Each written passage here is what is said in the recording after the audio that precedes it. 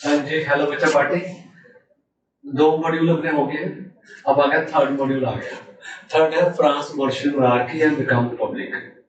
अच्छा जी, इसमें क्या था कि स्टोरी सुना है क्या?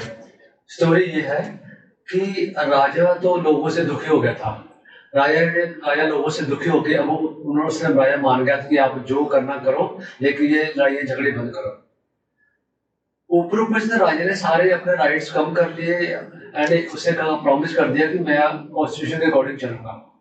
लेकिन अंदर से वो खुश था? खुश तो नहीं था, क्योंकि उसकी जो सारी पावरें हैं वो कम हो गई थी करके। इसलिए वो सीधा कहाँ गया? वहां गया अपने ससुराल।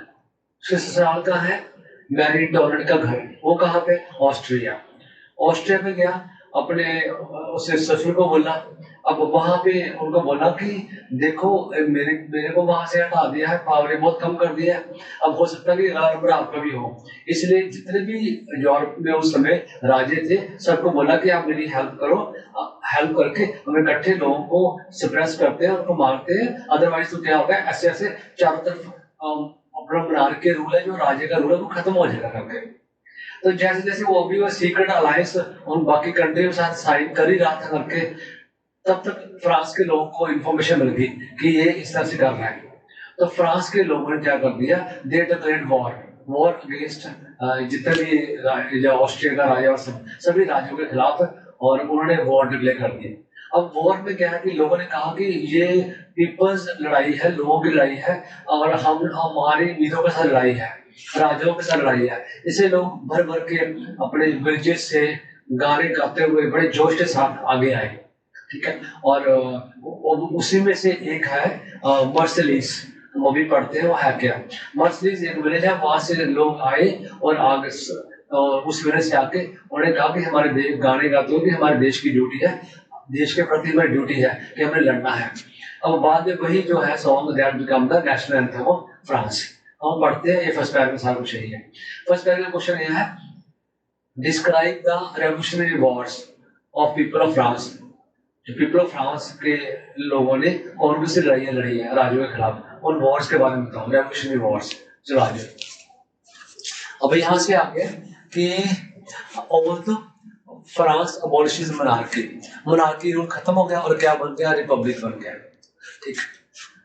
अब मोनार्की क्या होता है? Rule of the king. Republic क्या होता है? Country where head is chosen by the people. जो लोग जिसका हेड चूज करते हैं। हेरिडिटरी नहीं होता राजा की तरह, वो उसका बेटा, ऐसा कुछ नहीं होता है। अब आ जाओ, चलो यहां से हमें करना है। ऑल्दो लुई 16 ने साइन कर दिया था, कॉन्स्टिट्यूशन साइन कर दिया था, लेकिन वो चोरी छुपे जो प्रोशिया का राजा है, ठीक है, उसके साथ कंप्रोमाइज किया।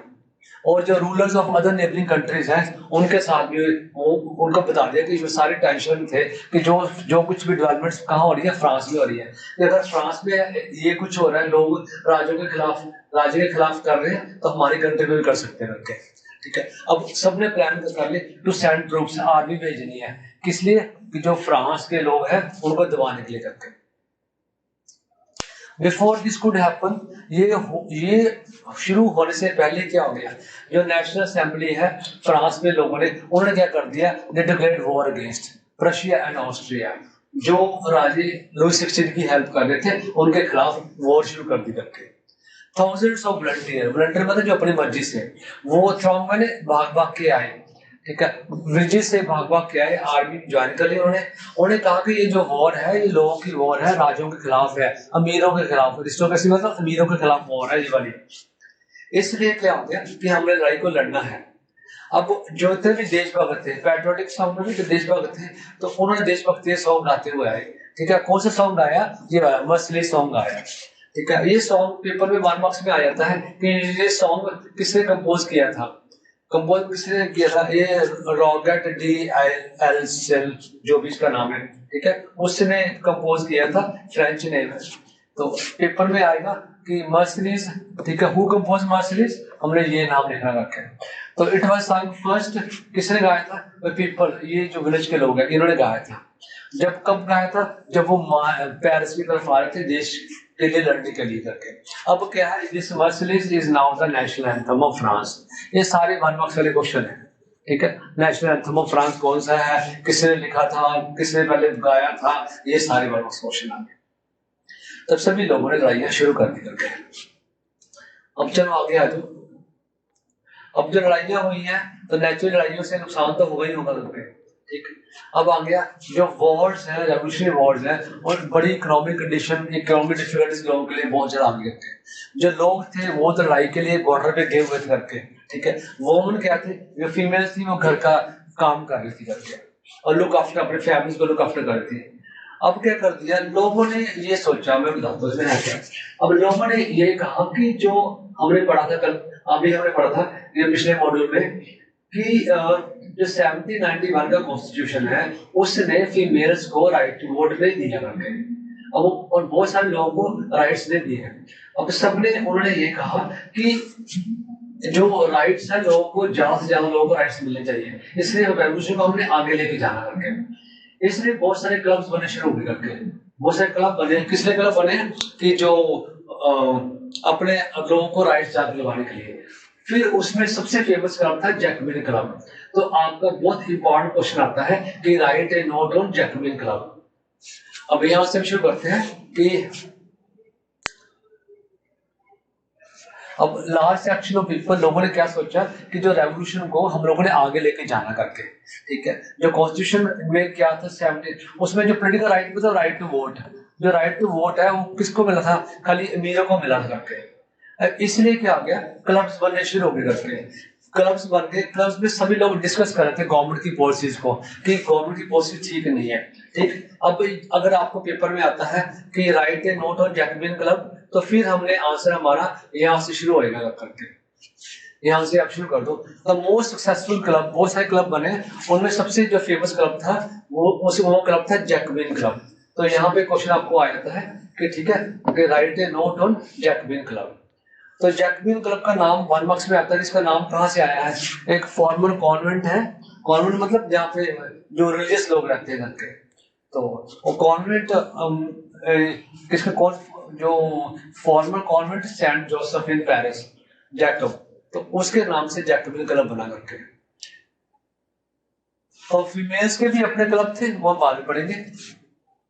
अब आ जाओ, तो एक लाइन ये वाली करके उसके बाद हम सीधा नीचे आ गए, ठीक है। 5 मार्क्स में जो क्वेश्चन आता है कि जैकबिन क्लब, अब सुनो कि है क्या है।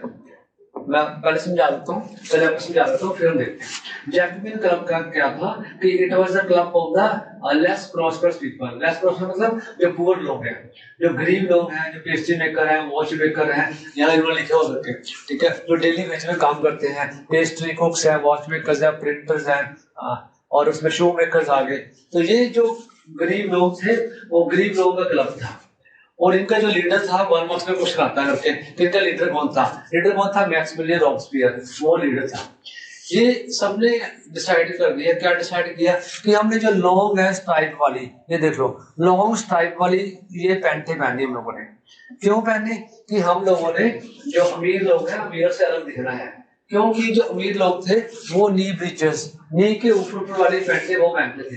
वही कह रहे हैं हमें लॉन्ग पैंटें पहननी है अपने आप को अलग दिखाने के लिए, कि हम अमीर लोगों से, अरिस्टोक्रेट से अलग हैं। इसलिए उन्होंने ये पहनी, ऐसे वाले कपड़े पहने। और they used to call us sans culottes नाम 1 मार्क्स में आता है, उनका नाम क्या था, सेंट क्लोटस।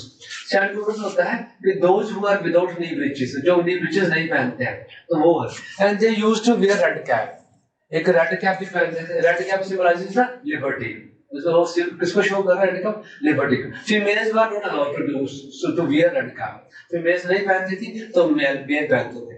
अब ये तो मैंने मोटा सा आपको समझा दिया। अब हम पढ़ते हैं कि इसमें जैकबिन क्लब में है क्या था। वो कह रहा कि member of Jacobin club mainly belong to the less prosperous section. गरीब लोग थे। इसमें कौन आ गए, शॉपकीपर आ गए, शू मेकर्स, पेस्ट्री मेकर्स भी आ गए। अब इनका लीडर कौन था, मैक्सिमिलियन रॉबस्पियर। ये 1 मार्क्स में आ जाता है कि लीडर कौन था, ये था। अब सभी लोगों ने, जैकबिन क्लब के लोगों ने क्या डिसाइड किया कि लॉन्ग स्ट्रिप ट्राउजर्स पहन लिए हम लोगों ने, ठीक है। अब ये क्यों थी, अपने आप को अलग दिखने के लिए, जो अमीर लोगों से अलग दिखने के लिए, स्पेशली नोबल्स। नॉबल मतलब कि जो सेकुलर स्टेट वाले जमींदार वगैरह, क्योंकि वो क्या पहनते हैं, वो नी ब्रिचेस पहनते थे। वो कह रहा कि हमने उनसे अलग दिखना करके, अलग दिखना है, तो इसलिए वो ये वाले पहनते थे। अब क्या हो गया, अब जैकमियंस, इनका नाम क्या हो गया, they are named as known as sand clotters, it means those without knee breeches। तो पेपर में आपको ये भी आ जाएगा कि sand clotters का मीनिंग क्या है, तो आपने कहा those without knee breeches, जो जो नी ब्रिज वाली, नी से ऊपर वाली पैंटें नहीं पहनते करके सैंड क्लोटर्स। और इसके अलावा वो क्या पहनते हैं, रेड कैप भी पहनते हैं। रेड कैप का मतलब क्या था, रेड कैप सिंबलाइजेस ना लिबर्टी, पर विमेन को रेड कैप पहनना अलाउड नहीं था। तो यहाँ तक आपका आंसर खत्म हो गया। वो क्वेश्चन क्या हमने किया कि write a note on Jacobian club. इस बार एक बार और सुनोगे तो 5 मार्क्स का क्वेश्चन आपको लर्न हो जाएगा। अब आ जाओ, अब हमने ये पढ़ना है describe the role played by Jacobin club.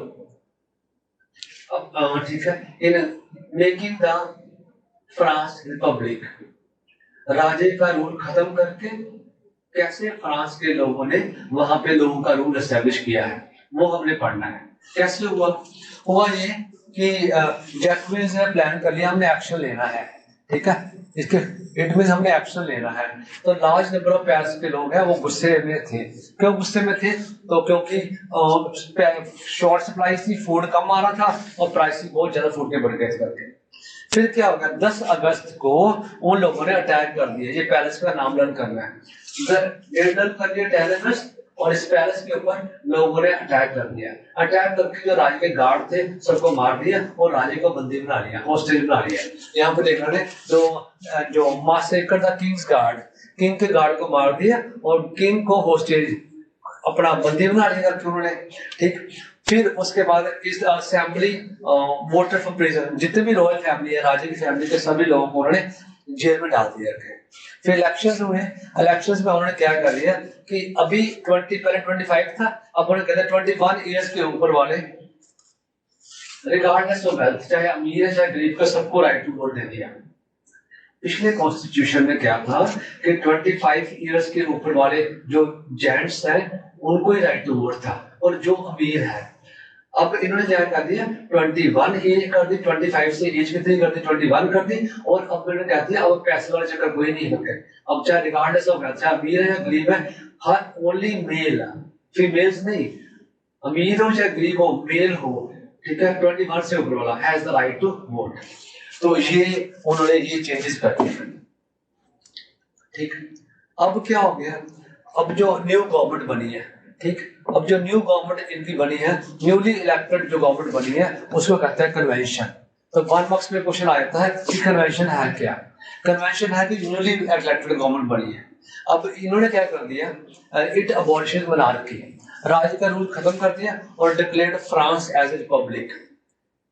राज का रूल खत्म करके फ्रांस को क्या डिक्लेयर कर दिया, रिपब्लिक। रिपब्लिक क्या होता है, 1 मार्क्स में आता है what is Republic, what is, ठीक है, पेपर में आता है कि व्हाट इज रिपब्लिक। रिपब्लिक क्या होता है, is a form of government where people elect the government including the head of the state country. जब देश का हेड लोग चूज करते हैं, जैसे India, India is a republic. क्यों, क्योंकि इंडिया में इंडिया का हेड कौन है, president. President is indirectly chosen by the people. England है, इंग्लैंड अभी रिपब्लिक नहीं है। क्यों, क्योंकि इंग्लैंड में जो किंग चार्ल्स है वो हेड है, कॉन्स्टिट्यूशनल हेड है, चाहे नाम का, लेकिन हेड तो वही किंग ही है ना।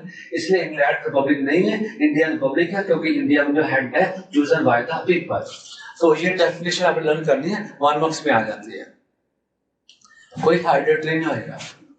अब आ जाओ, फिर क्या हो गया, ये 1 मार्क्स क्वेश्चन है। उसके बाद क्या होता है, लोगों ने क्या किया, राजे को उसकी फैमिली को बंदी बना लिया था। लुई 16 को क्या कर दिया, और कोर्ट ने ऑर्डर कर दिया इसको मार दो, ठीक है। क्यों, on the charge of treason. ये 1 मार्क्स में क्वेश्चन आता है कि ट्रीजन क्या होता है। ये होता है बिट्रायल टू वंस ओन गवर्नमेंट, अपने देश को अपने देश के साथ गद्दारी करनी, अपने देश को धोखा देना, उसको बोलते हैं ट्रीजन।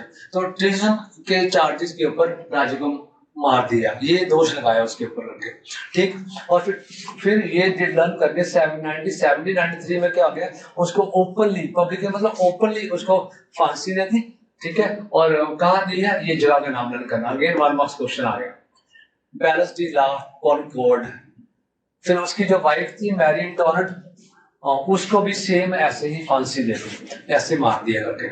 अब तो फांसी देने का वही काटा है, गिलोटाइन किया है, गर्दन काटते हैं जैसे, है ना, वो हम आगे बढ़ेंगे क्या होता है।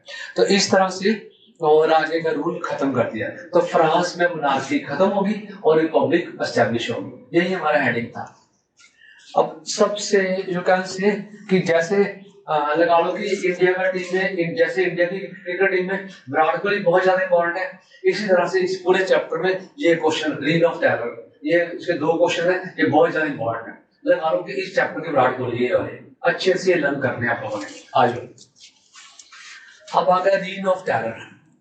रीन ऑफ टेरर का मतलब क्या होता है? रीन होता है रूल, ठीक है, रीन होता है रूल, ये आ गया रूल, ठीक, और आ गया टेरर मतलब आ गया डर, ठीक है।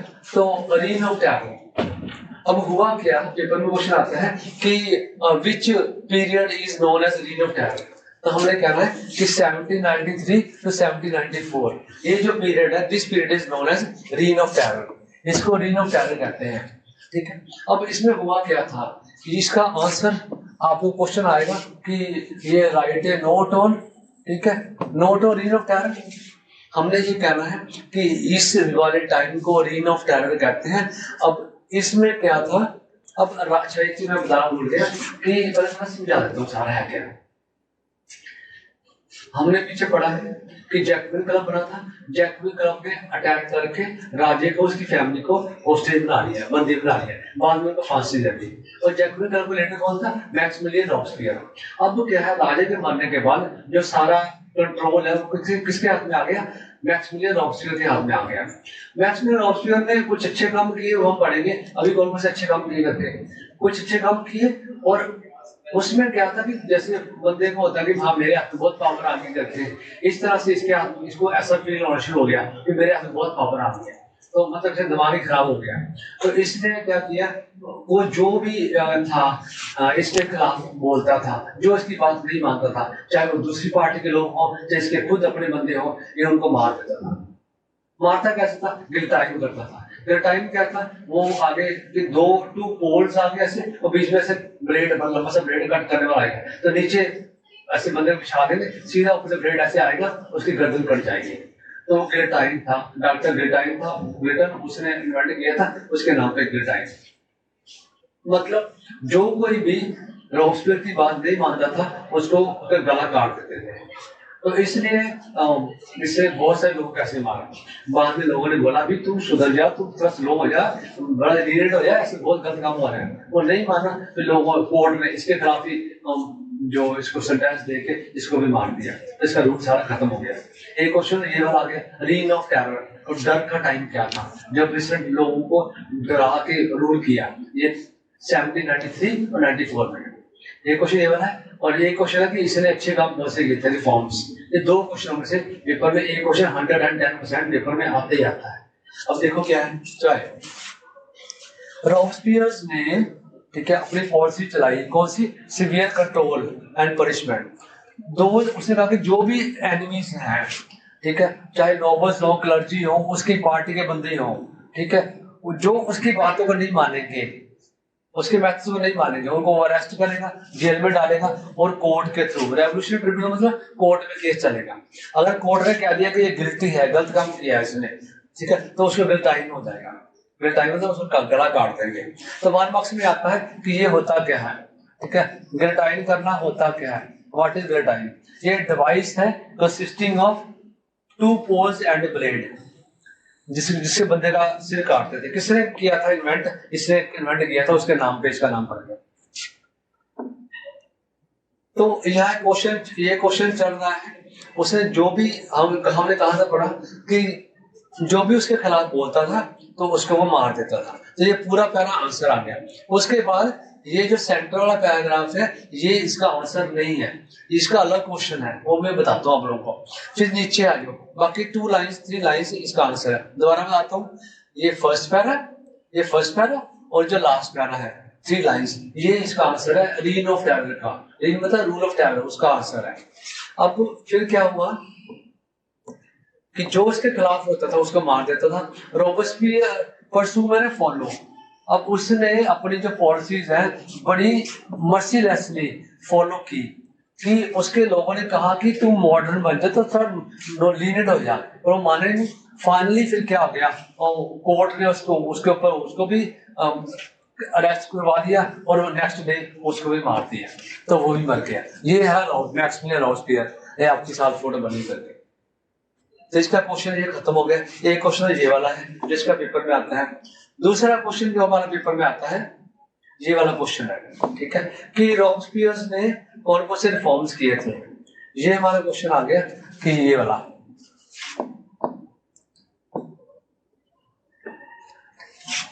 ये हमारा, ठीक है जी,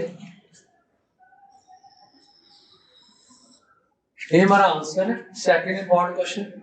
तो हमने ये कहना है कि which reforms were introduced by the Robespierre। Robespierre ने कौन कौन से रिफॉर्म्स इंट्रोड्यूस किए थे। अब आ जाओ नंबर 1, बहुत इजी और इंपॉर्टेंट क्वेश्चन है।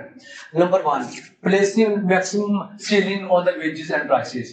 मैक्सिमम लिमिट लगा दी कि प्राइसेस, ये रेट होगा प्राइसेस का, मैक्सिमम सीलिंग लिमिट लगा दी, इससे ऊपर रेट नहीं होगा, चीजें फिक्स कर दी। दूसरा आ गया meat bread ration, government shop से सस्ते रेट पर मिलेगा, ये अच्छे काम किए, उसने रिफॉर्म्स किए। थर्ड, बिजनेस को क्या कहा कि आपने अपने जो ग्रेन्स है, जो भी सामान है आप लोगों ने, थर्ड पॉइंट है ये, सेकंड पॉइंट थर्ड, कि जो भी सामान बेचना है आप लोगों ने फिक्स रेट में बेचना है, जो गवर्नमेंट ने रेट फिक्स किए है वहां पे, कि लोगों को सस्ता सामान मिल जाए।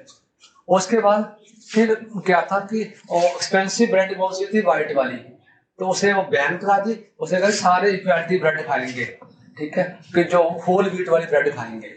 तो ये फोर्थ पॉइंट हो गया। फिफ्थ, उसने बोला कि बोलने में क्या है कि उसमें भी बोलने में इक्वालिटी कर दी। पहले क्या था, पहले क्या थी, जो इंस्टेड ऑफ ट्रेडिशनल जो रिच है उसको सर कहते हैं, मैडम कहते हैं, वो कहना कोई सर मैडम कुछ नहीं करके, जो भी मैन वुमन होंगे सारे क्या सिटीजन होंगे, मतलब सारे सिटीजन होंगे। और लास्ट पॉइंट आ गया हमारा कि चर्चिज को उसने बंद कर दिया और क्या कन्वर्ट कर दिया, बैरक्स ऑफ द ऑफिसर्स के घर बना दिए, उसको रहने के लिए घर बना दिए। तो ये उसने चेंजेस किए हैं, ये सारे चेंजेस हमने लर्न कर लिए। और ये वाला पॉइंट है 10th में भी आता है, इसको अच्छे से लर्न करना आप लोगों को। तो ये हमारा क्वेश्चन खत्म, दो क्वेश्चन है, द टू क्वेश्चंस, और दोनों ही बहुत ज्यादा इंपॉर्टेंट है, उसमें कोई ना कोई एक क्वेश्चन पेपर में आ ही जाता है, ये आपने अच्छे से लर्न करना है। ये हमारा हो गया। अब आ जाओ आगे, डायरेक्टरी रूल इन फ्रांस।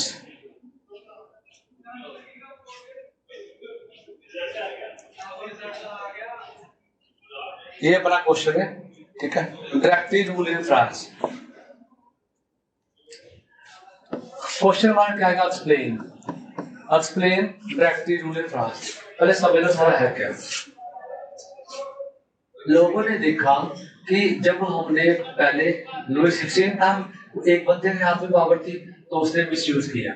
उसके बाद मैक्सिमिलियन रॉबेस्पियर आ गया, उसके हाथ में पावर थी, वो एक बंदा था, तो पावर का उसने बहुत ज्यादा मिसयूज किया।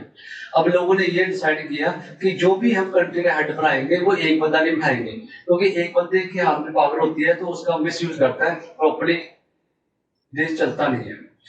इसलिए उन्होंने 5 बंदों का एक ग्रुप बनाया जिसको कहते थे डायरेक्टरी।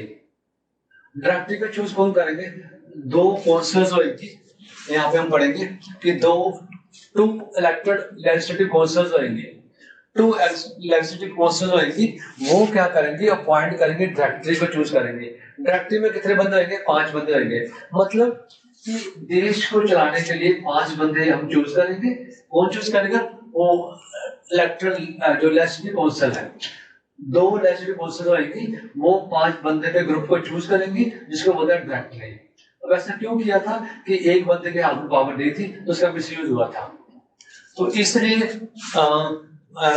ये लिखा है, this was meant to safeguard against the concentration of power in one man, इसलिए एक बंदे के हाथ पावर नहीं दी। प्रॉब्लम क्या आ गई, प्रॉब्लम ये आ गई जितने भी डायरेक्टर्स थे जो वो आपस में ये डायरेक्टरी के बंदे और लेजिस्लेटिव काउंसिल के बंदे, तो लेजिस्लेटिव काउंसिल के बंदे और जो 5 डायरेक्टर हैं आपस में लड़ते रहते थे, क्लैशेस होती थी, तो क्लैशेस होती थी तो कंट्री स्टेबल नहीं थी, गवर्नमेंट स्टेबल नहीं थी। इसके कारण फिर क्या है, नेपोलियन बोनापार्टे आ गया, तो वो कहता ठीक है पढ़े तो फिर मेरे को हेल्प करो, मैं पूरे देश को ठीक से चलाता हूँ। तो पेपर में क्वेश्चन आता है कि ये लास्ट स्टेज में बताता हूँ यहाँ पे, ठीक है। तो ये आ गया, वो आपस में लड़ते रहते थे, एक दूसरे को डिसमिस करने की कोशिश करते थे। जो इंस्टेबिलिटी आ गई है, इस इंस्टेबिलिटी क्या है कि रास्ता बनाया किसका, for the rise of military dictator Napoleon Bonaparte. यहाँ पे तो व्हाट, ये हमारा क्वेश्चन आ गया, what paved the way for rise of military dictator Napoleon Bonaparte. ये हमारा और क्वेश्चन है, ये और क्वेश्चन है, चाहे ऊपर वाला ये क्वेश्चन आ जाए, चाहे ये वाला क्वेश्चन आ जाए, ठीक है, डायरेक्टली रूल आ जाए, चाहे ये लास्ट लाइन आ जाए हमारे ये, तो दोनों में से कोई भी क्वेश्चन आ गया आपने ये आंसर देना है। तो इसमें जो लास्ट है उसमें ये कह रहा है कि हम लोगों ने सीखा क्या, यहां से हमने सीखा फ्रेंच रेवोल्यूशन से आपने क्या सीखा, हमने सीखा idea of freedom, equality, fraternity मैंने ब्रदरहुड। तो ये सारी चीजें हैं जो फ्रेंच रेवोल्यूशन की देन है। अगर वर्ल्ड को किस चीज, फ्रेंच रेवोल्यूशन क्या है, तो ये 3 चीजें हैं, ये वाली 1 2 3, तो ये सारी ये देन है फ्रेंच रेवोल्यूशन। ऐसी बात मार्क्स में पूछ लेते हैं, वैसे बता दें। अब आ जाओ आगे, अब फ्रेंच रेवोल्यूशन वाला काम खत्म हो गया, अब वुमेन के ऊपर ये टॉपिक है, और इसमें जो 2 क्वेश्चन है वो बहुत ज्यादा इंपॉर्टेंट है। जैसे पिछले 2 क्वेश्चन बताए थे, अगर वो विराट कोहली थे तो ये 2 क्वेश्चन भी रोहित शर्मा है। आज जो देखते हुए क्या है, did women have a revolution, females के बारे में पढ़ना। एक क्वेश्चन तो हमारा ये वाला है, ठीक है, ये क्वेश्चन है, और दूसरा क्वेश्चन आगे आएगा, मैं बता दूंगा आपको, नेक्स्ट पेज के ऊपर है दूसरा क्वेश्चन। चल जब आते हैं मैं बताता हूँ, निकल गया नीचे। चल जब आएगा फिर देख लेते हैं, अभी तो ध्यान देते हैं। ये वाला क्वेश्चन, ये वाला पैराग्राफ है, टुगेदर विद, यहाँ से शुरू करते हैं हम। चलो पहले 2 क्वेश्चन मैंने पढ़ लेते हैं, है क्या। ये पहला क्वेश्चन है। अब इस क्वेश्चन में, ये क्वेश्चन मैं समझा देता हूँ। क्वेश्चन ये है कि आप लोगों ने बताना है describe the condition of women in old regime, describe the condition of women before French revolution. French revolution से पहले फीमेल की कंडीशन क्या थी उसके बारे में बताना है। तो वो हमें ये बताना कि फीमेल्स कोई लॉन्ड्री का काम कर रही है, ठीक है, और कोई ज्यादा फिर वॉशिंग का काम कर रही है, दूसरे घर में सीमेंट का काम कर रही है, ठीक है, और कोई फ्लावर बेच रही है, ठीक है, तो ये छोटे मोटे काम कर रही है, और अपने जीने के लिए उनको काम करना पड़ रहा है, करके बच्चों को पालने के लिए काम करना पड़ रहा है। तो ये हम देखते हैं कि फीमेल्स क्या काम करती है। लेट्स सी नाउ,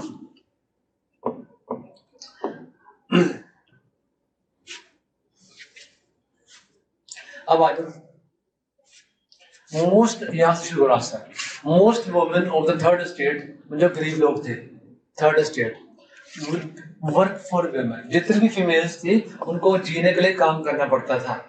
सीमस्टर मतलब जो टेलरिंग का, लॉन्ड्री से मतलब लॉन्ड्री वॉशिंग का, उनको टेलरिंग का काम करना पड़ रहा है, वॉशिंग का काम करना पड़ रहा है, फ्लावर्स बेच रही हैं, फ्रूट्स बेच रही हैं, वेजिटेबल बेच रही हैं, ठीक है, और क्या कर रही है, डोमेस्टिक सर्वेंट है, अमीरों के घरों में करके, रिच लोगों के घरों में, प्रॉस्पेरस रिच लोगों के घर में काम कर रही हैं। और जो जितनी भी फीमेल्स हैं उनको एजुकेशन का एक्सेस नहीं है। जो अमीर लोगों की डॉटर्स हैं ना, बस वही वहां पे जाती थी पढ़ने के लिए। कहाँ पे पढ़ने के लिए जा रही है? कॉन्वेंट में पढ़ने के लिए जा रही है। आफ्टर विच उसके बाद फिर उनकी मैरिज हो रही करके। ये वर्किंग वुमेन है, they have to care for, किसने कहा, अपनी फैमिली का ध्यान रखना पड़ रहा है, उनको खाना बनाना पड़ रहा है, पानी इकट्ठा करना है, लाइनों में लग के रेंट लेनी है, अपने बच्चों का ध्यान रखना करके, और ये सारे काम करने पड़ रहे हैं, और उनके वेजेस हैं वो बहुत कम थे एज कम्पेयर टू मैन। तो ये हमारा आ गया जो मोस्ट इंपॉर्टेंट क्वेश्चन है कि describe the condition of women before French revolution. तो ये कंडीशन थी वुमेन की, वो लॉन्ड्री का काम कर रही है, टेलरिंग का काम कर रही है, फ्रूट्स बेच रही है और वेजिटेबल बेच रही है, सर्वेंट्स का काम कर रही है महिलाओं के घरों में, और उनको एजुकेशन का एक्सेस भी नहीं है, और जो अमीर डॉटर्स हैं बस वही पढ़ने के लिए जा रही है और बाद में उनकी मैरिज हो रही है। लेकिन जो वर्किंग वुमेन है उनको फैमिली का ध्यान रखना पड़ रहा है, रोटी बनानी पड़ रही है, पानी कलेक्ट करना है, लाइनों में लग के ब्रेड परचेज करनी है, यही काम है उनके सारे। तो this was the condition of women before the French revolution. This important question है, वेरी इजी आल्सो। अगला क्वेश्चन इससे भी ज्यादा इंपॉर्टेंट है और इससे भी ज्यादा इजी है। आज जो सेट नेक्स्ट क्वेश्चन आ गया।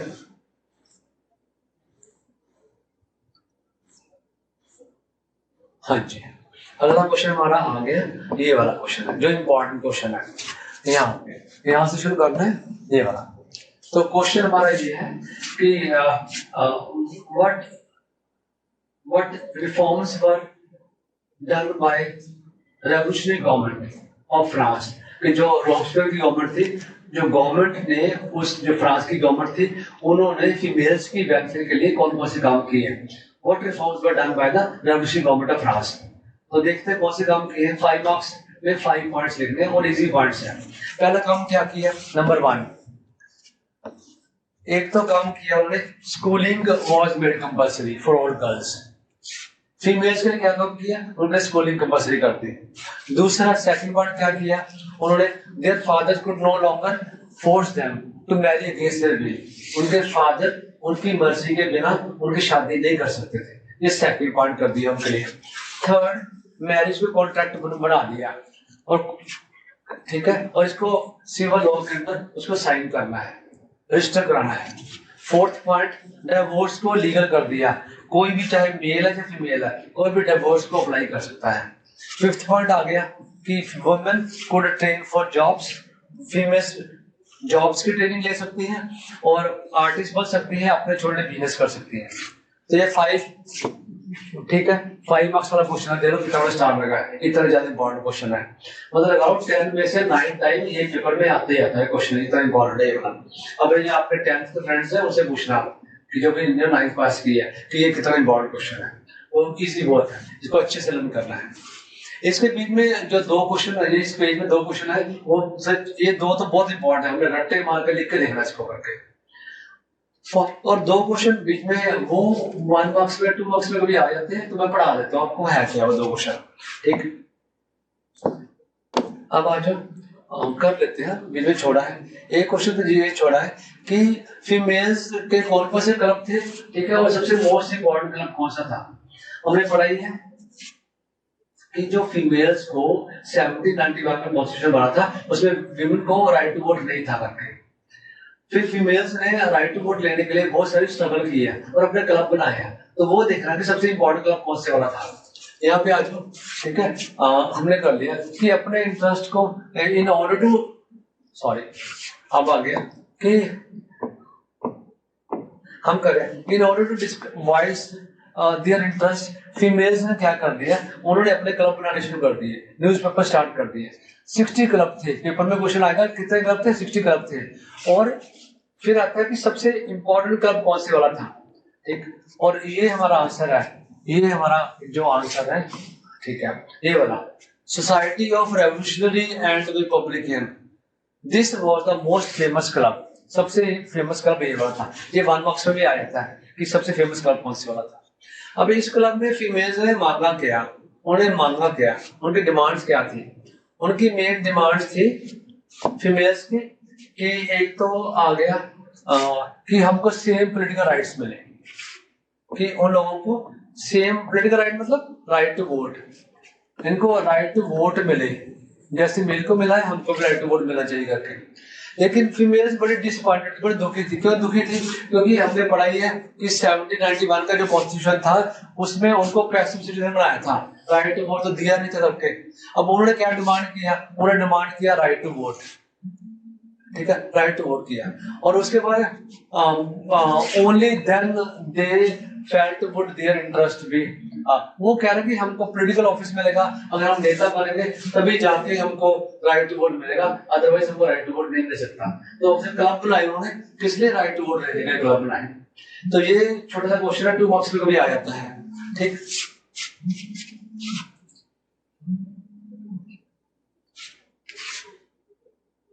अब आ जाओ,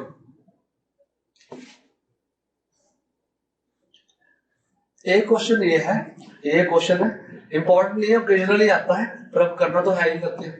ठीक, क्वेश्चन ये आता है कि हम लोगों ने we have to describe the women struggle to get equal political rights, कि फीमेल्स ने अपने इक्वल राइट्स लेने के लिए क्या क्या स्ट्रगल की है, क्या क्या कोशिशें की है, उसके बारे में हम लोगों ने पढ़ना है। अब आज वो कह रहा थी फीमेल्स ने बहुत स्ट्रगल की है, अपनी एसोसिएशन मतलब मार्चेस निकाले हैं, बहुत सारी फीमेल्स को फांसी भी चढ़ा दिया है करके। ठीक है, उसके बाद बॉक्स में भी आप एक लिखा हुआ है ओलंपिक डी गोज, बॉक्स है दिखा देता हूँ, तो उसको फांसी भी चढ़ा दी है। फीमेल्स ने बहुत स्ट्रगल की है, कम से कम 200 साल तक वो अब स्ट्रगल करते हैं। वी आर लकी, इंडिया में वुमेन को फर्स्ट डे ही जब कॉन्स्टिट्यूशन बना है तो राइट टू वोट मिल गया है। पूरे यूरोप में, फ्रांस के अलावा जितने भी सारे यूरोप में है, वहां पे वुमेन को राइट टू वोट मिला ही नहीं है। 200 ईयर्स तक फीमेल्स को स्ट्रगल करनी पड़ी है राइट टू वोट के लिए। अब देखते हैं, अब फ्रेंच रेवोल्यूशन कब आई थी? 1789 में। अब देखो, women struggle for equal political rights, उन्होंने राइट्स के लिए लड़े हैं फीमेल्स अपने। ड्यूरिंग रीन ऑफ टेरर क्या हुआ था, जो न्यू गवर्नमेंट थी उन्हें ऑर्डर किया था कि कोई फीमेल का क्लब कोई कुछ नहीं रहेगा, सारा बैन कर दिया था फीमेल की एक्टिविटीज जब। ठीक है, रीन ऑफ टेरर में उसने रोस्पियर में, तो जो बहुत सारी वुमेन थी उनको अरेस्ट कर लिया था, फांसी एग्जीक्यूट मतलब फांसी भी दे दी थी फीमेल्स को। वुमेन ने अपने वोटिंग राइट्स के लिए, इक्वल वेजेस के लिए अपनी स्ट्रगल करते रहे। कब करते रहे? 200 साल अपनी स्ट्रगल, 200 ईयर्स तक अपनी स्ट्रगल करते रहे फीमेल्स, कि हमको राइट टू वोट मिल जाए, इक्वल वेजेस, हमारी तनख्वाह भी मेल के बराबर हो। लेकिन अब fight for vote carried out through the international suffrage movement, फिर एक इंटरनेशनल लेवल पे मूवमेंट चली थी पूरे यूरोप में, पूरे वर्ल्ड में राइट टू वोट के लिए फीमेल्स को, तो वो भी फीमेल्स ने उसको पार्टिसिपेट किया करते हैं। फिर women during the revolutionary years kept alive, वो लड़ती रही। लास्ट में क्या हो गया, ये हमने पढ़ा कि जो ये देख लो 1946 में, तब women of France got right to vote.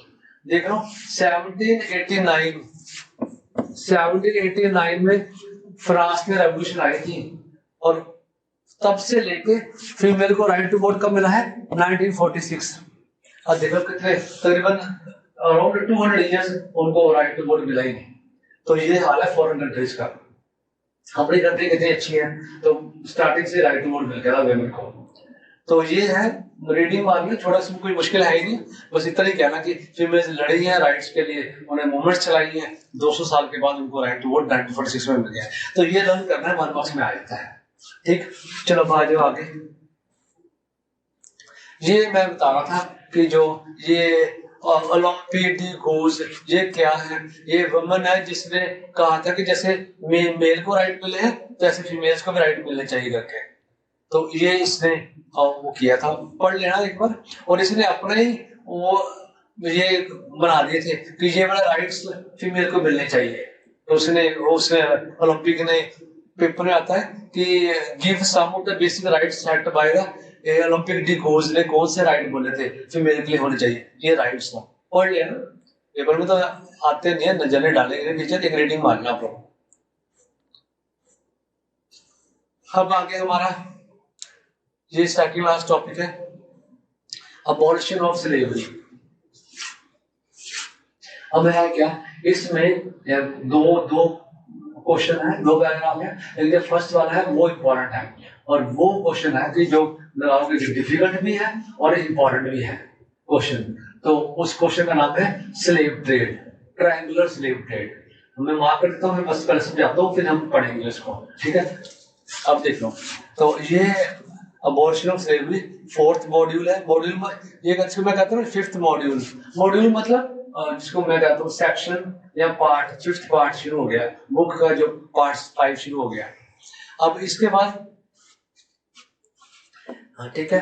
अब जो क्वेश्चन है इसका, जो पेपर में क्वेश्चन आता है, पेपर में क्वेश्चन लिखा आता है कि right right a note on slave trade करके आ जाता है, या फिर आता है कि यहाँ पे देख लो, ये अगर स्लेव ट्रेड लिखा आ जाएगा क्वेश्चन, या फिर आता है कि ट्रायंगुलर स्लेव ट्रेड। तो यहाँ पे आपको आ जाएगा कि राइट ए नोट ऑन, ठीक है। तो right a note on slave trade या फिर ट्रायंगुलर स्लेव ट्रेड, ये हमारा क्वेश्चन आता है। अब पहले मैं आपको समझा देता हूँ, फिर उसके बाद पहले समझना जरूरी है, थोड़ा डिफिकल्ट क्वेश्चन है, ध्यान से समझना। ये आ गया फ्रांस, उसका दूसरी कंट्री आ गई, सारी कंट्री यूरोप हो गया सारा, ये आ गया फ्रांस। यहाँ पे आ गया, ये हो गया हमारा, ठीक है। ये आ गया अफ्रीका, आ गया अफ्रीका, और इधर आ गया, इधर आ गया हमारा, ठीक है, ये अमेरिका आ गया, अमेरिका आ गया। और अमेरिका के नीचे वेस्ट इंडीज की टीम सुनी होगी आप लोगों ने, है ना, उसको कैरिबियंस भी बोलते हैं। ये छोटी सी कैरिबियंस या कैरिबियन आइलैंड्स है, तो ये वाला आ गया। अब हुआ ये, ठीक है, अब समझाता हूँ। फ्रांस क्या था कि यहाँ पे जो कैरिबियन आइलैंड्स हैं, they were the important suppliers of, वहाँ पे जो tobacco, indigo, sugar and coffee, यहाँ पे बहुत सारा सामान मिलता है, प्लांटेशंस है, लेकिन यहाँ पे लेबर की कमी है।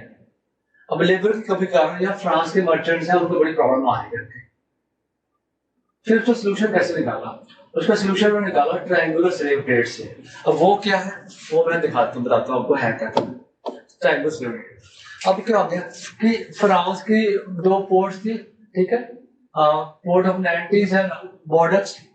तो फ्रांस की पोर्ट से मर्चेंट्स वो क्या करते थे, सीधा शिप लेके यहाँ जाते थे अफ्रीका में, अफ्रीका में जाते थे। अफ्रीका से जो वहां के जो चीफ होते, ट्राइबल चीफ होते थे, और जो जो ब्लैक लोग थे, है ना, ब्लैक आपने देखा है, क्रिस गेल्स वगैरह, है ना, और ब्रेवो, वेस्ट इंडीज के टीम के प्लेयर, उस तरह के जो ब्लैक, तो फ्रांस के लोग शिप लेके यहाँ जाते थे, और वहां के जो ब्लैक लोग होते थे उनको परचेज करते थे।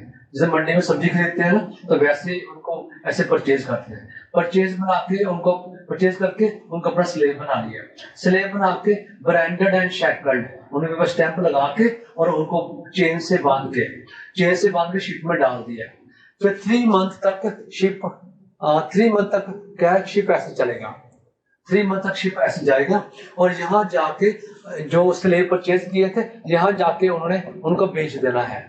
ये जो स्लेव्स हैं वहां पे जाके काम करेंगे, एज ए वर्कर का खेतों में काम करेंगे करके। उसके बाद फिर यहाँ पे जो टी कॉफी होती है वहां से परचेज करके सारे मर्चेंट्स फिर यहाँ पे लेके आ जाते थे करके, तो यहाँ पे लेके फिर यहाँ पे आके इधर टी कॉफी बेचते हैं। और ये एरिया यहाँ पे टी कॉफी की और शुगर केन, इंडिगो सारी डिमांड पूरी होना शुरू हो गई। ये एरिया प्रोस्पेरस होना शुरू हो गया। क्यों हुआ? Just because of the triangular slave trade. तो जो ये ट्रेड हुआ है, तो जो फ्रांस या यूरोप भी कह सकते हो, अफ्रीका और अमेरिका में कैरिबियन आइलैंड्स, जो तीनों के बीच में जो ट्रेड हुआ है, this trade is known as triangular slave trade. अगर आपको एक बार समझ नहीं आता तो पीछे वीडियो बैक करके फिर आप सुन लेना, तो आपको 1-2 बार सुनोगे समझ आ जाएगा। अब इसके बाद मैं एक्सप्लेन करने लगा हूं और ज्यादा क्लियर हो जाएगा। चलो लेट्स स्टार्ट। फिर हमने कहना है, क्वेश्चन आएगा कि write a note on triangular slave trade, ये हमारा क्वेश्चन है, ठीक। आज से शुरू कर दो। आज से हमने कहना है कि द कॉलोनीज, कॉलोनीज में ना जो गुलाम की कंट्रीज होती हैं, कॉलोनीज इन द कैरिबियंस, ये कैरिबियन आइलैंड वेस्ट इंडीज का पार्ट आ गया। अब ये क्या थी, उनके नाम आ गए, नाम लर्न होते कर लो, नहीं होते ना सी, तो ये भी लिख सकते हो, the colonies in the Caribbean were important supplier of tobacco, indigo, sugar. ये चीजें कैरिबियन से, वेस्ट इंडीज से बहुत मिलती हैं। और रिफ्यूजल, पर जो यूरोपियन थे, जो यहाँ के लोग थे, तो उन्होंने क्या कर दिया कि हमने वहां पे इतनी दूर जगह पे जाके, यहाँ से इतने दूर जाके 3 महीने लग जाते हैं, 3 मंथ लग जाते हैं, इतनी दूर जाके हमें काम नहीं करना करके। इसका मतलब क्या होगा? शॉर्टेज ऑफ लेबर होगी, लेबर की शॉर्टेज आएगी। कहाँ पे? ये खेतों में शॉर्टेज की, प्लांटेशन फील्ड में लेबर की शॉर्टेज होगी करके। फिर शॉर्टेज सॉल्व कैसे किया? This was solved by triangular slave trade. किसके बीच में? Europe, Africa and America. ये आ गया यूरोप, ये आ गया अफ्रीका, ठीक है, और ये आ गया हमारा अमेरिका। तो ये जो ऐसे प्रॉब्लम को सॉल्व किया जाता है। स्लेव ट्रेड कब शुरू हुआ था?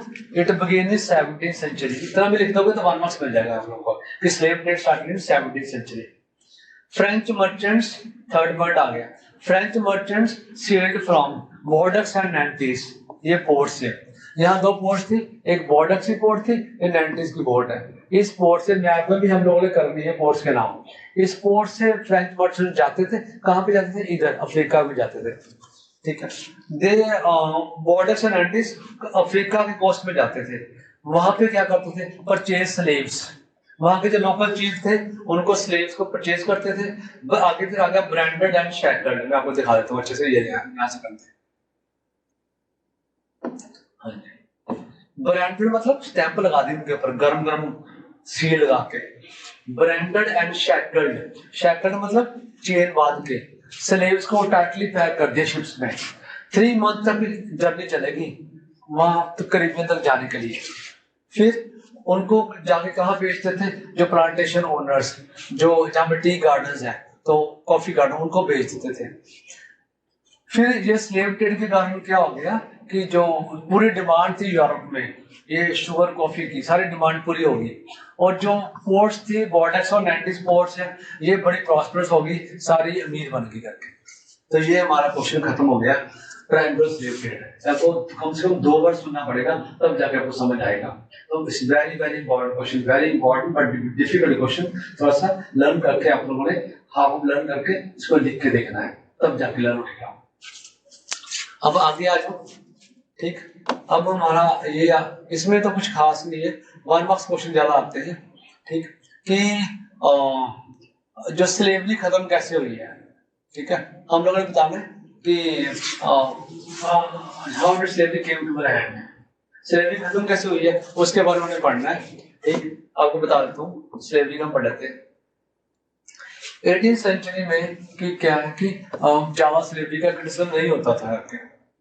नेशनल असेंबली वो डिबेट्स हो रही थी कि जो जो राइट्स हैं, जो लोगों को राइट्स मिले हुए हैं करके, वो जो गुलाम कंट्री है वहां पर राइट्स देने के नहीं देने हैं।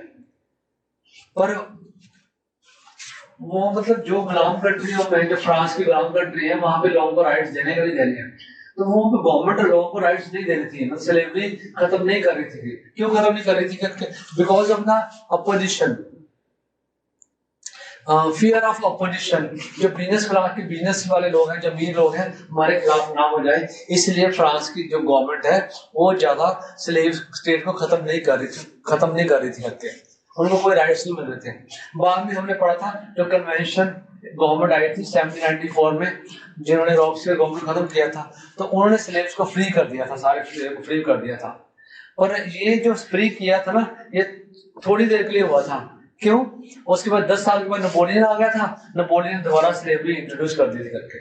Plantation owners understood their freedom as including the right to, वो कह रहा कि हमारा राइट है, हम निग्रोस को, निग्रो क्या वर्ड, वो कह रहा कि निग्रो कोई वो अच्छा वर्ड नहीं है, लोग ब्लैक्स के लिए यूज होता था उस समय करके, तो this is not a good word. अभी आजकल उनको गुस्सा आता है अगर आप ऐसे बोलते तो ये मना हो गया, अब ऐसा नहीं बोलना है। तो वो उन्होंने कह दिया कि इनको अपना गुलाम बना के रखना हमारे राइट है। बाद में क्या फाइनली 1 मार्क्स में आता है कि कब स्लेवरी खत्म हुई है? 1848 में जाके स्लेवरी खत्म हुई है। इतने साल देख लो स्लेवरी चलती रही है। ये है कि how did slavery came to an end in France, तो कब खत्म हुई है, तो ये हमने पढ़ लिया। अब आ जाओ आगे। हाँ जी, रेवोल्यूशन इन एवरीडे लाइफ, इसका पूरा एक ही क्वेश्चन है, ठीक है। ये पूरा ना यहां तक लगा लो, ये पूरे सारे टॉपिक का एक ही क्वेश्चन है, आपको बता देता हूं। हाँ जी, क्वेश्चन ये है कि what was the effect of abortion of censorship in France. France में सेंसरशिप खत्म होने का क्या इफेक्ट पड़ा? अब सेंसरशिप क्या थी? वो ये था कि जब राजे का रूल था, कि लुई 16 का रूल था, उसमें लुई 16 ने अपने बंदे बिठा के रखे हुए थे, और बंदों को कहते थे सेंसर्स। उनका मेन काम क्या होता था? कोई भी न्यूज़पेपर मैगजीन छपनी है, it has to be first approved by the censors. If the censor passed, then only it is to be published. और कोई भी सेंसर जो राजे के खिलाफ कोई खबर छपती नहीं थी। अब जब राज्य का रूल खत्म हो गया, उसके बाद क्या हुआ? हमने पढ़ा था कि उन्होंने फिर जो सेंसरशिप है वो खत्म कर दी, कुछ नहीं पूछा, जो मर्जी छापो। अब जब ये जो अबॉर्शन ऑफ सेंसरशिप होगी, तो फिर उसका इफेक्ट क्या हुआ वो हमने पढ़ना। उसका इफेक्ट ये हुआ कि there was flood of magazine and newspapers. Openly अपनी मर्जी से जो मर्जी, कोई भी व्यूज है, कोई फेवर में है, कोई अपोजिट में है, सभी ओपनली सबने अपने व्यूज छापने शुरू कर दिए करके। मैगजीन्स का, न्यूज़पेपर्स का फ्लड आ गया। पहले शहरों में आया, वहां से कहाँ चला गया? कंट्री साइड में चला गया। तो इट मींस इसका मेन फैक्ट क्या पड़ा कि जो बहुत ज्यादा पब्लिकेशन शुरू होगी करके न्यूज़पेपर मैगजीन्स की, और चारों तरफ क्या? मैगजीन ही मैगजीन होगी, पहले शहरों में, फिर विलेजेस में। ये हमने पढ़ना है। जो सर नाम effect of the censorship in France। आज वो क्या है? was important law जो आया है स्टॉर्मिंग ऑफ बेस्टील को खत्म करने के बाद 1789 14 जुलाई 1789 को जब रेवोल्यूशन आई है, उसके बाद जो मेन चेंज आई है वो क्या आई थी? Abolition of censorship. उसमें क्या था? वो था कि जो पुराना टाइम था, ऑर्डर जी मतलब 1789 से पहले, रेवोल्यूशन से पहले क्या था? ऑल रिटन मटेरियल, जो भी एक्टिविटीज, बुक्स हो गई, न्यूज़पेपर हो गया, सारा कुछ जब भी कुछ पब्लिश होना है, only after they are been approved by the censors of the king. जब राजे के बंदे इसको अप्रूव करेंगे तभी जाके वो चीज छपती थी। अब क्या हो गया? अब जब उनका कॉन्स्टिट्यूशन पास हो गया, डिक्लेरेशन ऑफ राइट, सभी लोगों को राइट्स मिल गए। तो राइट्स में क्या लिखा था? Freedom of speech and expression. ये नेचुरल राइट मिल गया, जो मर्जी बोलो, जो मर्जी लिखो। फिर न्यूज़पेपर, पैम्पलेट्स, बुक्स वगैरह क्या थी? वो प्रिंट होनी शुरू हो गई, उसका फ्लड आ गया टाउन्स। फिर वहां से फ्लड कहाँ चला गया? मतलब बुक्स कहाँ चली गई? Country side. कंट्री साइड मतलब विलेज। तो सारी फिर जो है बुक्स कहाँ चलेगी? विलेजेस में चलेगी। और they all described and discussed events, जो जो चेंजेस हुई हैं, इवेंट्स हुई थी, सारे इवेंट्स वहां पे बुक्स में लिखनी शुरू हो गई। फ्रेंच रेवोल्यूशन के टाइम पे जो कुछ हुआ था उसकी किताबें छपनी शुरू हो गई करके। फ्रीडम ऑफ प्रेस, इसका मतलब क्या हो गया कि अपोजिट व्यूज भी, जिसका मन करता है अपने व्यूज फेवर में चाहे अपोजिट में, जो भी छापना छापो। ईच साइड, हर कोई एक दूसरे को कन्विंस करने की कोशिश कर रही है। ठीक है, अब क्या आ गया? बस इतना भी आप लिख दो, बहुत है, बस बहुत है, काफी बड़ा क्वेश्चन हो जाएगा। तो मतलब यहां तक आते हैं। ठीक, तो ये हमारा क्वेश्चन खत्म हो गया। तो मेन क्वेश्चन है कि जो इसका बोर्ड का क्या इफेक्ट पड़ा? इतना इफेक्ट पड़ा कि न्यूज़पेपर मैगजीन का फ्लड आ गया, और फ्लड आने के बाद क्या है, पहले टाउन्स में आती थी और उसके बाद फिर विलेजेस में चली गई, और ओपन हो गया। जितनी मर्जी मैगजीन छापो, जितने मर्जी न्यूज़पेपर छापो, जो से मर्जी व्यूज अपने लिखो, कोई मनाही नहीं है। तो ये इफेक्ट हुआ किसका? Abortion of the censorship. Last question आ गया हमारा, इस चैप्टर का लास्ट क्वेश्चन है।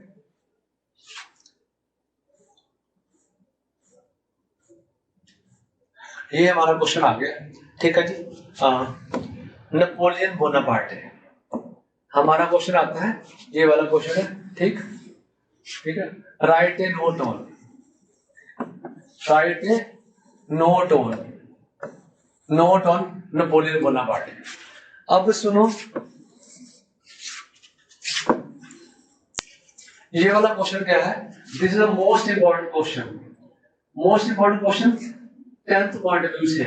10th की हिस्ट्री इस पैराग्राफ से शुरू होती है। जब भी आपको 10th टीचर पढ़ाएगा 10th की हिस्ट्री, तो पहले आप लोगों को ये पैराग्राफ आपसे पूछेगा 9th में ये हुआ था, ये हुआ था, आपने ये पढ़ा था। उसके बाद फिर वो हिस्ट्री कंटिन्यू करती है। फर्स्ट चैप्टर जो rise of nationalism in Europe, वो चैप्टर यहाँ से शुरू होता है। तो ये वाला पैराग्राफ आपने अच्छे से समझना है, इसलिए मैं सारा बता रहा था। इस पैराग्राफ को अच्छे से समझ लो। क्वेश्चन हमारा है कि बोनापार्ट नेपोलियन का नाम तो आपने सबने सुना होगा करके, ठीक है। अब नेपोलियन उसका पूरा नाम ये था। नेपोलियन कब राजा बना था? फ्रांस का एम्परर बना था 1804 में, ठीक है। अपने आप को राजा राजा बना था करके, वन मार्क्स क्वेश्चन आता है करके।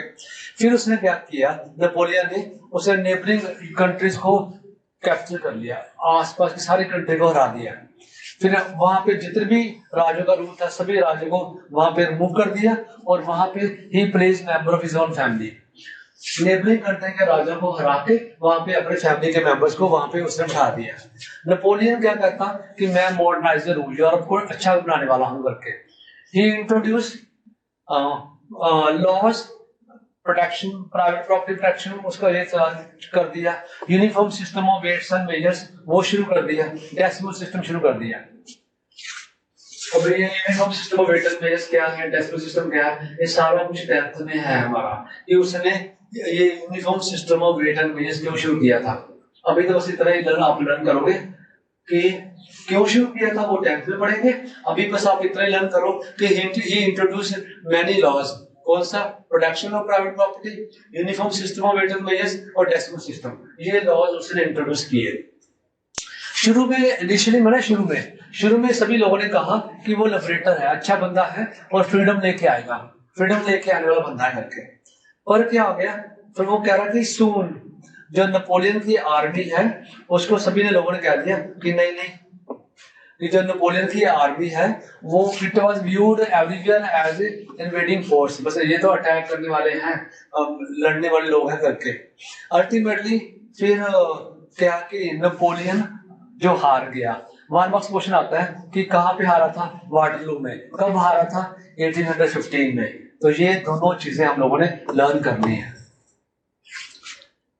फिर उसके बाद आ गया, हार तो गया था लेकिन जो बहुत सारे उसने अच्छे से आइडियाज है ना, लिबर्टी, मॉडर्न लॉज, है ना, many of his ideas carrying revolutionary ideas और लिबर्टी एंड मॉडर्न लॉज, वो यूरोप में लोगों में बड़ा इम्पैक्ट रहा। नेपोलियन के जाने के बाद भी लोगों ने उसके जो आइडियाज थे, उसकी जो बातें थी, वो अपने देश में कंटिन्यू रखी है। मतलब काफी उसने अच्छी बातें भी की करके। तो हमने 10th में क्वेश्चन पढ़ेंगे कि नेपोलियन ने कौन सी अच्छी बातें की थी। तो उसमें नेपोलियन कोड आता है, नेपोलियन कोड ऑफ 1804, ठीक है, तो सिविल कोड भी कहते हैं। 10th का इंपॉर्टेंट क्वेश्चन है, तो 10th के फ्रेंड्स को बता देना कि नेपोलियन वाला क्वेश्चन कर लो फर्स्ट चैप्टर का, बहुत इंपॉर्टेंट है। तो ये हमारा क्वेश्चन खत्म हो गया कि write a note on Napoleon Bonaparte. और फिर हमने पहले भी पढ़ लिया कि what is the legacy of, वैसे थर्ड क्वेश्चन है कि what is the legacy of French revolution, मतलब पीछे फ्रेंच रेवोल्यूशन क्या छोड़ के गई, हमने क्या सीखा? हमने सीखा ideas of liberty, democratic rights. तो ये this is main legacy of French revolution. तो उसमें है कि उन्होंने फिर क्या किया था कि जो फ्यूडल सिस्टम था वो सारा खत्म कर दिया था करके, ठीक। The separate the France to, ये जो डेमोक्रेटिक लिबर्टी और डेमोक्रेटिक राइट्स को आता है 1 person 1 vote, right to vote, ये वाला ideas these were spread from France to the other parts of Europe। वहां चले गए जहाँ पे जो फ्यूडल सिस्टम था वो था, मतलब जमींदार का रूल था, वहां चला गया। 1 पर्सन 1 वोट होना चाहिए। तो ये वहां से हम जैसे पढ़ते हैं फ्रेंच रेवोल्यूशन क्यों पढ़ रहे हैं, सिंपल क्वेश्चन आता है, और ये आता है कि जो पहले 1 पर्सन 1 वोट का आइडिया कहीं नहीं था, तो ये आइडिया कहां से ओरिजिनेट हुआ? फ्रेंच रेवोल्यूशन से हुआ। फिर इंडिया में 1 मार्क्स क्वेश्चन आता है कि इंडिया में कौन से लोग हैं कि जो फ्रेंच रेवोल्यूशन से बड़े इंप्रेस हुए थे करके, मोटिवेट हुए थे करके। तो हमने ये कहना है कि ये वाला आगे टीपू सुल्तान एंड राजा राममोहन राय, 2 एग्जांपल्स हैं who responded to the ideas of revolutionary France, जो उन्होंने आइडियाज को अडॉप्ट किया करके। तो दिस इज ऑल। इसके साथ ही हमारी जो फ्रेंच रेवोल्यूशन है वो खत्म हो जाती है। 1-2 बार देखोगे तो आपको अच्छे से लर्न हो जाएगा। बाकी अब लाइन टू लाइन देखने में थोड़ा टाइम तो लगता है कि एक बार की थॉरो अंडरस्टैंडिंग आपको हो जाएगी। और अगर आपने 1 शॉट देखना है तो 1 शॉट की भी एक 35 मिनट्स की वीडियो वो भी मैं डाल दूंगा, तो 1 शॉट की वीडियो देख सकते हो, एग्जाम से पहले आप वो वीडियो देख सकते हो, ठीक है। ओके, थैंक यू बेटा, thank you, God bless you, thank you.